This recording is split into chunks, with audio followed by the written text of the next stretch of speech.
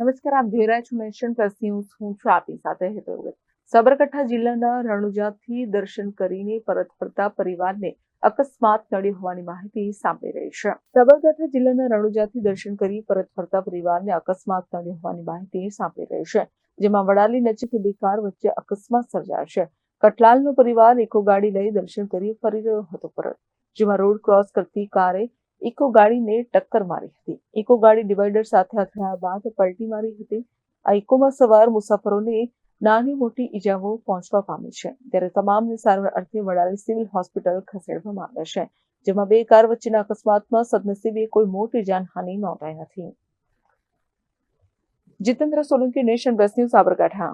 સમાચારોના સતત અપડેટ મેળવવા માટે અમારી નેશન પ્લસ ન્યૂઝની યુટ્યુબ ચેનલને સબસ્ક્રાઇબ કરો, બેલ આઇકન દબાવો અને જોડાયેલા રહો ફેસબુક, ઇન્સ્ટાગ્રામ અને ટ્વિટર પર.